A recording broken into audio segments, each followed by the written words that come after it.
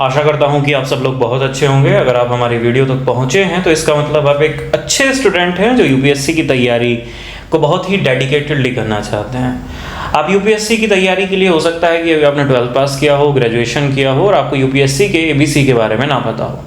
हम basically UPSC की शुरुआत से इसे समझने की कोशिश करेंगे कि इसके कितने स्टेजेस होते हैं, किस तरह से एग्ज़ाम दिया जाता है, कितने मार्क्स का एग्ज़ाम होता है, क्या क्वालिफाइंग है और क्या हमें मैंडेटरी पास करना होता है, क्या हमारी मेरिट बनती है। इन सभी चीज़ों के ऊपर हम आज की क्लास में बात करने वाले हैं। बिना समय बर्बाद किए मैं आपसे सबसे पहला सवाल पूछना चाहता हूँ, do you really want to crack this exam? क्या आप सच में इस एग्ज़ाम को क्रैक करना चाहते हैं?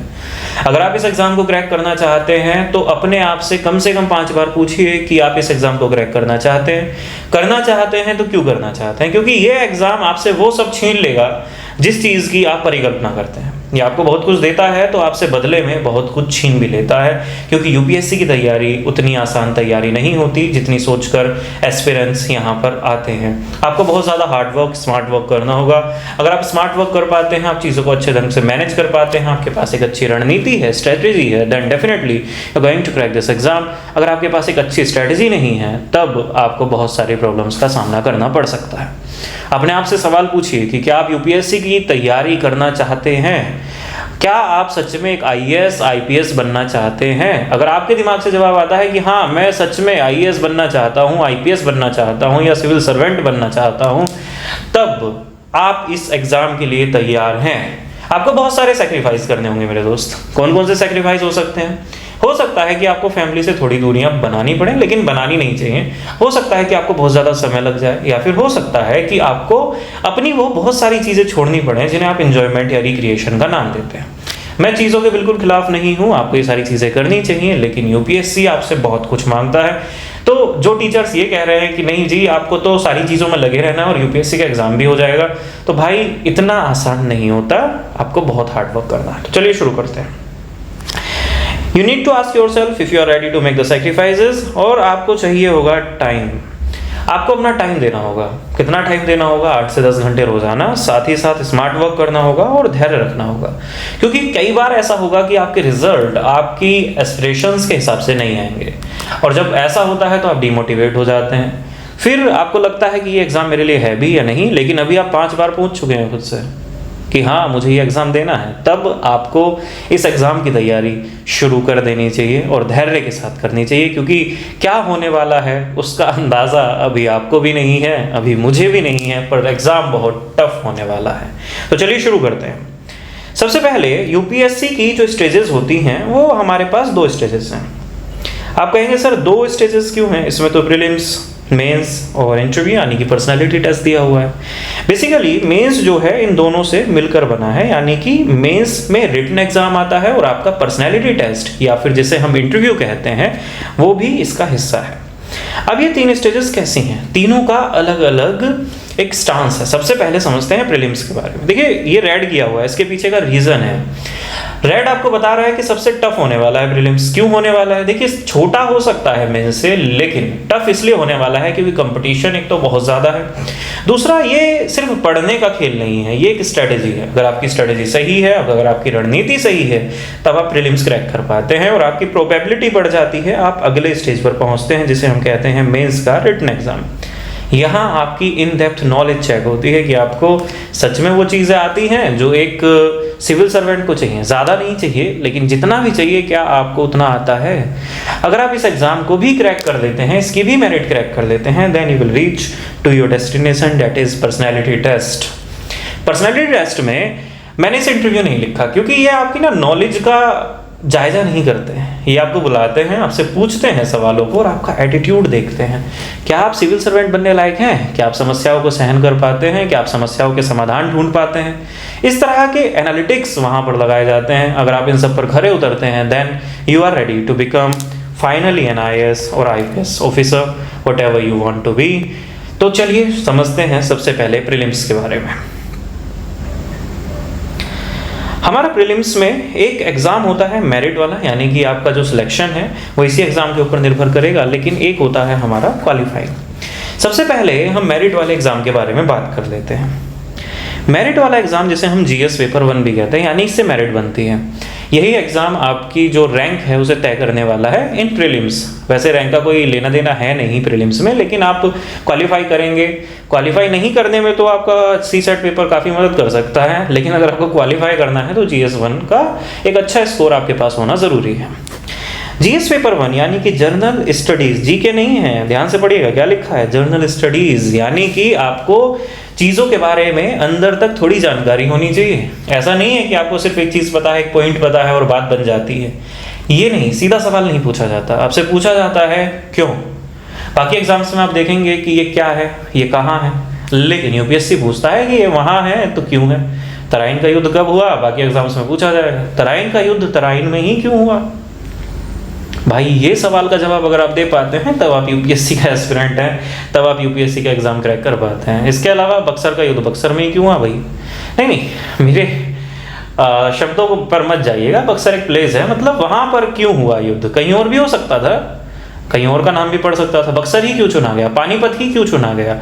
इस तरह के सवाल यूपीएससी हमसे पूछेगा और हमसे अपेक्षा करता है कि हम उनका सही जवाब दें। अब उसके आगे चलते हैं, इसमें करंट इवेंट्स यानी कि आसपास जो चीज़ें हो रही हैं, करंट इवेंट्स में क्या क्या हो सकता है, इंटरनेशनल रिलेशंस, एक दो क्वेश्चन होते हैं, ज़्यादा नहीं होते। Science and technology, space technologies development, यानी कि स्पेस में जो भी टेक्नोलॉजी डेवलप हुई है उससे यूपीएससी को खासा प्यार है। उसके अलावा इस बार बुक्स के बारे में भी पूछा गया था।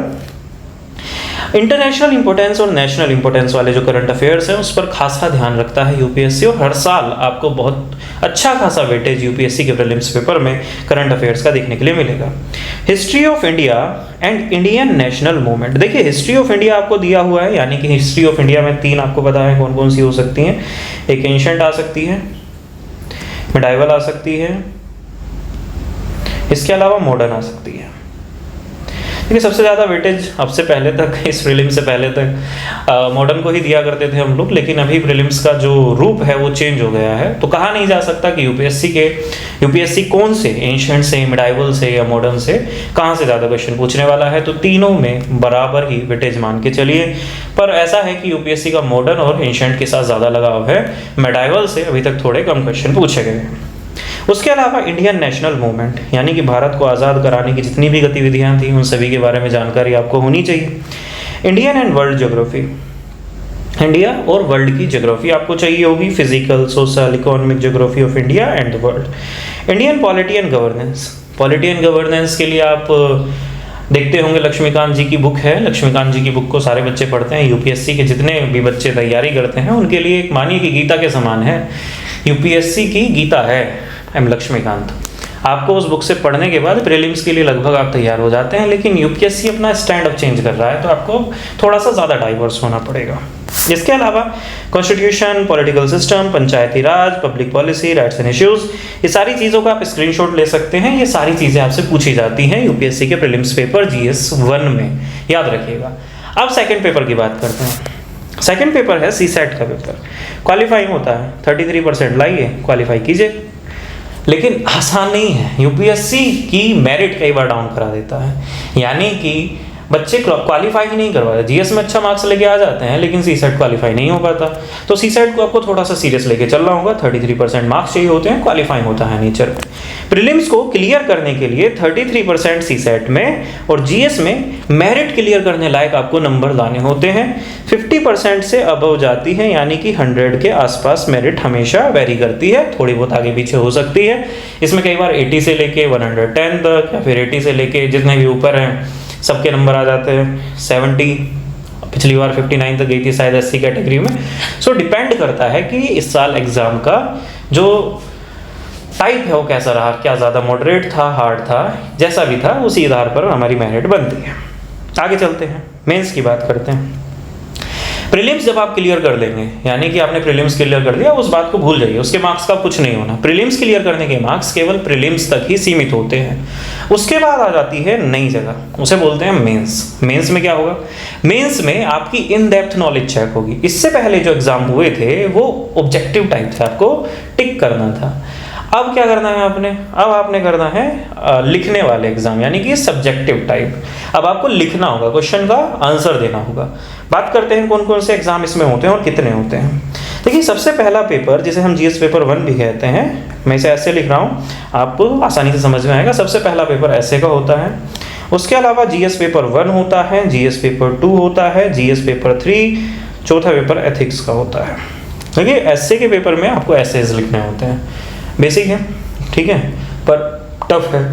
उसके अलावा जीएस का पेपर 1 है, हिस्ट्री आती है और ज्योग्राफी आती है। उसके अलावा जीएस पेपर 2 है, पॉलिटिकल साइंस, गवर्नेंस, ये सब आता है। जीएस पेपर 3 है, इकोनॉमी आती है, साइंस एंड टेक्नोलॉजी आती है, इसके अलावा एनवायरनमेंट एंड इकोलॉजी आती है, ये सारी चीज़ें इसका हिस्सा है।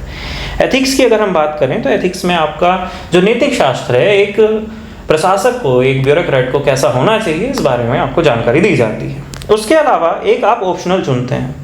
ऑप्शनल कौन चुनता है? आप चुनते हैं। ऑप्शनल चुनने के बाद उसके 2 पेपर होते हैं जो कि मेंस के इन्हीं एग्जाम्स के साथ होते हैं, इनके मार्क्स भी इसमें ऐड होते हैं। बस मार्क्स ऐड होने वाली यही है, इन्हीं की मेरिट बनती है। उसके अलावा इंग्लिश एक कंपलसरी पेपर है जिसमें आपको 25% लाने होते हैं। इंडियन लैंग्वेज एक कंपलसरी पेपर है, इसमें भी आपको 25% लाने होते हैं। क्वालिफाइंग इन नेचर है, क्वालिफाइंग है। अगर आप इस एग्ज़ाम को क्वालिफाई करते हैं तभी बाकी एग्ज़ाम आपके क्वालिफाई हैं, नहीं तो आप आउट हैं कंपटीशन से। इसीलिए आपको इंग्लिश और किसी भी एक इंडियन लैंग्वेज का एग्ज़ाम क्लियर करना होता है, ठीक है।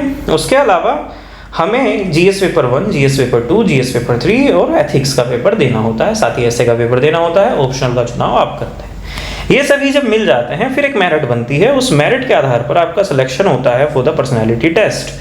फिर आप चले जाते हैं पर्सनैलिटी टेस्ट यानी कि इंटरव्यू के लिए। जब आप इंटरव्यू के लिए पहुंचते हैं, यहाँ पर आपका इंटरव्यू लेने के लिए बोर्ड मेंबर्स आपका इंटरव्यू लेते हैं। उसके बाद आपके मेंस के रिटन एग्जाम प्लस इंटरव्यू के मार्क्स को जोड़कर एक मेरिट बनाई जाती है जो लगभग 50% के आसपास ही होती है। 50-60% के बीच में टॉपर आ जाते हैं सारे। तो यकीन मानिए बहुत टफ एग्जाम होने वाला है। यही इस एग्ज़ाम का पैटर्न है। लास्ट में आपकी पर्सनैलिटी टेस्ट होता है। पर्सनैलिटी टेस्ट में आपकी पर्सनैलिटी को जज किया जाता है। ये आपसे ज्ञान की बातें नहीं करते, ये आपसे काम की बातें करते हैं। काम की बातें कैसे? कि आप सिचुएशन को किस तरह से हैंडल करने वाले हैं। बेसिकली यही टेस्ट होता है कि आपकी पर्सनैलिटी एक प्रशासक बनने के लायक है भी या नहीं। अगर आपकी पर्सनैलिटी एक प्रशासक बनने के लायक होती है तो आपको इंटरव्यू में अच्छे खासे नंबर मिल जाते हैं, नहीं होती तो आप घर जा सकते हैं। अब कुछ काम की बातें। देखिए एग्ज़ाम आसान नहीं होगा। अगर हमारी ये वीडियो आप तक पहुंची है तो मैं आपसे रिक्वेस्ट करूंगा कि आप चैनल को सब्सक्राइब कर लीजिए। अगर आपको इन डेप्थ एनालिसिस चाहिए जीएस पेपर 1, 2, 3 का, तो मैं आपको इन डेप्थ एनालिसिस उसके साथ साथ सिलेबस क्या होने वाला है इसके बारे में भी पूरी जानकारी दे दूंगा।